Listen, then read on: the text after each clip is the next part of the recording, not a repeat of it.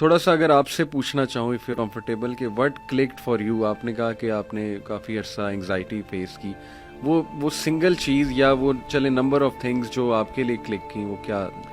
جسے میں اپنا بدترین دور سمجھ رہا تھا وہ بہترین دور کا آغاز تھا. اچھا. پہلے ہوا میں اکیلا، کیونکہ میں نے ایک ڈیسیجن لیا، سب نے چھوڑ دیا، ٹھیک ہو گیا. اتنی آئسولیشن تھی کہ، اور پہلے بالکل مجھے اللہ کی رحمت سے میں نا امید ہو گیا تھا، اور مجھے لٹرلی وہ سوسائڈل تھاٹس بھی آنا شروع ہو گئے. تو اسی دوران میں ایک ویڈیو سن رہا، تو اس میں وہ اللہ نے کسی نہ کسی کو بہانہ بنانا ہوتا ہے، وسیلہ بنانا ہوتا ہے. تو وہ قاسم علی شاہ صاحب کی نا میں سن رہا تو ایک ویڈیو، تو اس میں انہوں نے کہا کہ حضرت واصف علی واصف رحمۃ اللہ علیہ. تو میں نے ویسے ہی نا میں نے سرچ کیا، تو پہلی ویڈیو جو سامنے آئی وہ تھی غم. تو اب وہ میں نے کلک کی، کیونکہ اب وہ جیسے میں نے کلک کی تو اس میں الفاظ یہ تھے کہ غم میں غم دینے والے کو یاد رکھنا، یاد رکھنا تیرے رب سے سب سے قریبی رشتہ سجدے کا ہے، اور اس سے بھی قریبی رشتہ آنسوؤں کا ہے. آنکھ میں آنسو ہیں، سر سجدے میں ڈال، نام محمد آہوں میں، دیکھ یہ غم تجھے کیسے سرفراز کرتا ہے. یہ وہ موتی ہیں جو تجھے تیرے مقام سے آشنا کریں گے. غم سے گھبرانا نہیں ہے، غم کو ریڈ کرنا ہے. وہ حدیث شریف نہیں سنی کہ جس باپ نے 3 بیٹیوں کو پال پوس کے بڑا کیا اور رخصت کیا، یعنی کہ رخصتی کا غم برداشت کیا، جو 3 دفعہ، کیونکہ جتنی پیاری بیٹی ہوگی اتنا بڑا غم دے کے جائے. تو جو 3 دفعہ اس غم سے گزار دیا گیا، اگلا مقام اس کا رسول اللہ صلی اللہ علیہ وسلم کے ساتھ ہے. تو غم تو تجھے اللہ کے قریب کرنے آئے، یہ شارٹ کورس ہے. اب میرے لیے جو میری تنہائی تھی وہ میری سب سے بڑی سپورٹ اس لیے بن گئی کہ مجھے کوئی ڈسٹریکٹ کرنے والا نہیں تھا. پھر میں نے اور سنا، پھر میں نے اور لوگوں کو سنا، پھر میں نے اسی طرح سے یوتھ کلب، اسی طرح سے طٰہٰ ابن جلیل، سارا. اکثر جب وہ جو تھا، جو لاسٹ جو ہمارا ہوا تھا، تو اس میں نے انہی کی سنی باتیں انہی کو سنا رہا تھا. تو بس لیکن دیکھیں نا، کہیں سے بھی اگر، اور ان سے بھی جب پوچھتے تھے نا جیسے کہ آپ کے لیے ہم کیا کریں، تو انہوں نے کہا کہ میرا یہ پیغام لوگوں تک پہنچو کہ یہ جو ہم عمل سے خالی ہو گئے ہیں نا، وہ علم جو عمل سے خالی رہ جائے اس کا بھی پوچھا جائے گا. صحیح بات. تو کرنے والے کام ہے، کر ڈالو. ہمارا سب سے بڑی خوش فہمی ہماری یہ ہے کہ ہمارے پاس ٹائم ہے. ہم انفارچونیٹلی آخری سانس کو موت سمجھتے ہیں. بچپن مر گیا، جوانی مر گئی. جوانی تو ہاتھوں سے ایسے نکل جاتی ہے جیسے مہندی کا رنگ، ٹھیک ہے. اور پھر جب آپ کو پتہ چلتا ہے تو آپ اس بڑھاپے میں ہو، اور اب آپ جب ماضی میں دیکھ رہے ہوتے ہو کہ کہیں میں اب کیا لے کے جا رہا ہوں اللہ کے پاس. تو یہی ہے کہ یہی وقت ہے.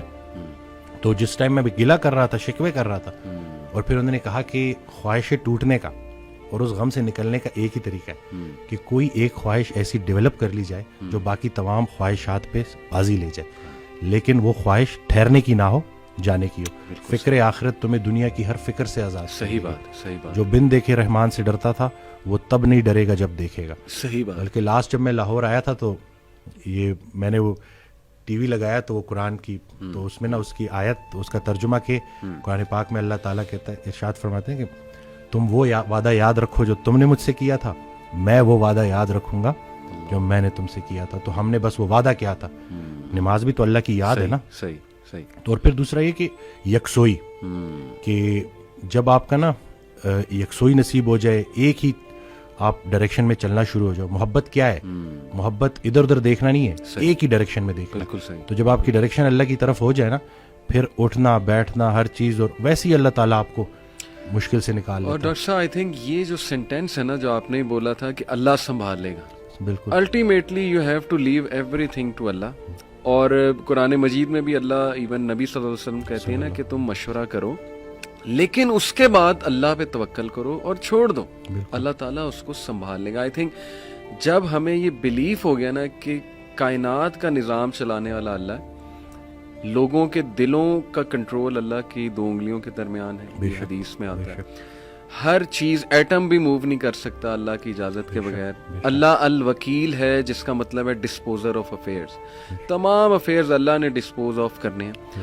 جو آپ کی زندگی میں ہو رہا ہے یہ آپ توکل رکھیں، یقین رکھیں کہ وہ اللہ کی اجازت سے ہو رہا ہے، اس کا ایک مقصد ہے. بس آپ نے یہ تلاش کرنا ہے بجائے کہ اس غم کو اپنے سر پہ چڑھانے کے. جیسے آپ نے کہا you just have to find out کہ یار یہ آیا کیوں ہے، اس کا مقصد کیا ہے، یہ مجھے کیا سکھانا چاہ رہا ہے. اور سجدے میں جا کے بندہ رو پڑے اللہ کے آگے، اللہ سے تقویت مانگے، اللہ سے کہے کہ اللہ مجھے پرسپیکٹیو دے. بلکہ میں ایک کوٹ پڑھ رہا تھا، ایون دو ہی از اے نان مسلم رائٹر ہے بہت بڑا، میرے ذہن سے ابھی خیر نام نکل گیا، انہوں نے بڑی کمال کی بات کی. انہوں نے کہا oh my lord make me brave and مجھے ایسی سکت دے کہ میں اپنے غم سے وہ ریزن ڈھونڈ سکوں کہ یہ آیا کیوں ہے. سبحان اللہ. یعنی ایون دو از اے نان مسلم, لیکن یہ کہ اتنی اس میں عقل ہے کہ وہ یہ دعا کر رہا ہے. تو یہی بات ہے کہ وزڈم فائنڈ آؤٹ کرو کہ یہ کیوں آیا ہے. اور بلکہ میں ڈاکٹر صاحب, ایک میرے دوست ہیں, بڑے اچھے اسکالر ہیں, انہوں نے ایک بڑی پیاری بات کی. انہوں نے کہا کہ جب بندے پہ غم آئے نا تو چلو کچھ دیر غمگین رہنا یہ نیچرل ہے, فطری ہے. رسول اللہ صلی اللہ علیہ وسلم پہ بڑے غم آئے. حضرت خدیجہ کی جو ڈیتھ تھی وہ اس سے بڑا غم نہیں تھا. The most smiling face did not smile for months. تو اٹس نیچرل, اوکے. لیکن وہ رک نہیں گئے. ایسا نہیں تھا کہ وہ آئسولیشن میں چلے گئے, یا ایسا نہیں تھا کہ سارے کام ٹھپ ہو گئے. کیونکہ میرے دوست نے کہا کہ دیکھو جب ہم ٹھپ ہو جاتے ہیں نا, یہ پیسو شکوہ ہے اللہ سے. اتنی تو ہمت نہیں زبانی رب سے شکایت کریں, لیکن یہ کہ ہم ٹھپ ہو کے دکھاتے ہیں کہ جی بس میں تو راضی نہیں آپ کی رضا میں, انڈائریکٹلی تو ہم یہی کہہ رہے ہیں. انہوں نے کہا جو لوگ غم میں کھڑے ہو جاتے ہیں نا, ان کا دل نہیں کر رہا صبح اٹھنے کا, بستر پہ پڑے رہتے ہیں. آئی ایم شیور آپ بھی ایسی کنڈیشن سے گزرے ہیں کہ اٹھنے کا دل ہی نہیں کرتا, ہمت ہی نہیں کہ جی بندے کا دل کرتا ہے میں سویا رہوں, ریالٹی میں آؤں ہی نہ. مطلب ریالٹی سو بیڈ.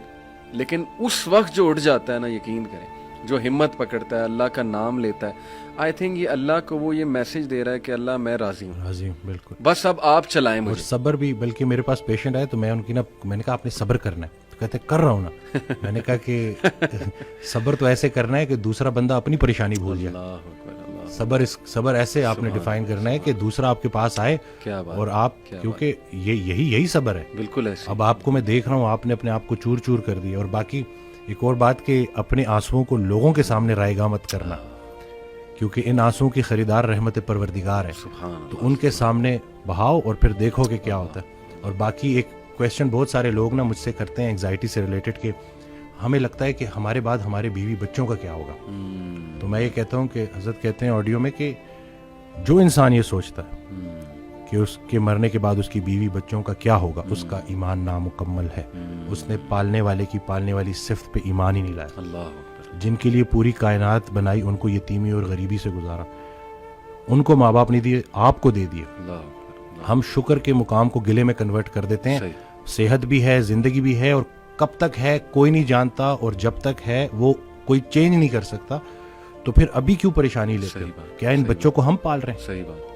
کیا ہم خود کو پال رہے ہیں؟ کیا ہم اس قابل ہیں؟ بے شک. قد پہ حد کا پہرا, صحت پہ بیماری کا پہرا, اور اتنے پہروں میں پیدا کیا ہوا انسان چاہتا کیا ہے؟ آزادی. تو یہ کر کے دیکھ لیں.